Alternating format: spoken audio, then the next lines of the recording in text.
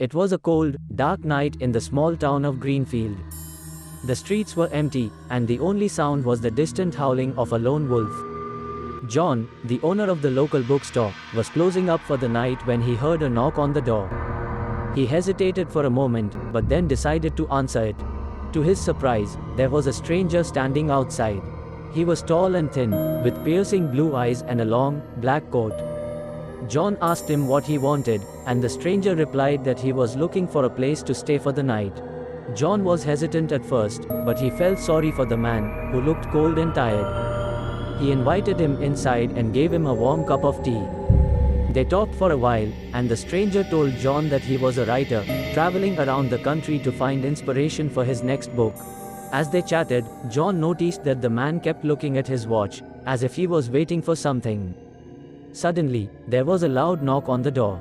John was startled, and the stranger jumped up from his seat. The knocking continued, and John went to answer it. But before he could, the stranger grabbed his arm and whispered urgently in his ear, "Don't open that door." John was confused and scared. He asked the stranger what was going on, but he refused to say anything more. They sat in silence for what felt like hours, listening to the knocking and waiting for it to stop. Finally, after what seemed like an eternity, the knocking stopped.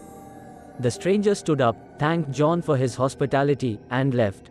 John never saw him again, but he couldn't stop thinking about that strange night. He wondered who the stranger was, and what was so important that he had to hide from whoever was knocking at the door. The mystery was never solved, but it remained a topic of conversation in the small town of Greenfield for years to come. Some said the stranger was a spy, others claimed he was a criminal on the run. But no one really knew for sure. All John knew was that he had experienced a night he would never forget. Despite the passing of time, John couldn't shake off the feeling that something wasn't right. He began to do some research on the stranger, but there was no record of anyone matching his description traveling through the area. As days turned into weeks, John started to notice strange things happening in his bookstore. Books would be moved around, and some even went missing altogether.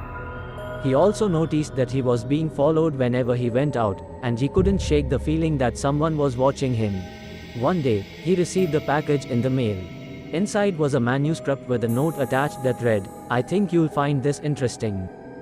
John couldn't believe it. It was the stranger's manuscript, and as he read through it, he realized that it was a detailed account of his time in Greenfield. The manuscript contained information about John's bookstore, the layout of his home, and even personal details about his life. John was horrified. He realized that the stranger wasn't just a writer passing through town. He was a dangerous individual who had been spying on him all along. John immediately contacted the authorities, and an investigation was launched. It turned out that the stranger was a wanted criminal who had been on the run for years. He had been using his guise as a writer to infiltrate small towns and gather information on his targets. Thanks to John's quick thinking, the criminal was apprehended, and he was brought to justice. John's bravery and quick thinking had prevented a dangerous criminal from causing any harm to the town of Greenfield. As for John, he never forgot the lesson he had learned. He had always prided himself on being a friendly and welcoming person, but he realized that sometimes, it pays to be cautious.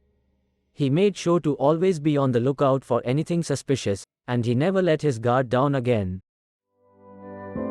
Hey there! Welcome to our magical world of storytelling. We're so glad you're here. If you love hearing enchanting tales of adventure and wonder, you've come to the right place. Our channel is always bringing new stories to life. But we need your help to keep the magic alive. If you enjoy our videos, please give us a thumbs up and hit that subscribe button. By doing so, you'll be helping us create even more incredible content and spread the joy of storytelling. And don't forget to turn on notifications so you never miss a new video. We've got lots of exciting adventures planned, and we can't wait to share them with you. So come along and join our community of kids and parents who love stories. Like our videos, subscribe to our channel, and let's explore the wonders of storytelling together. Thank you for watching, and we'll see you in the next video.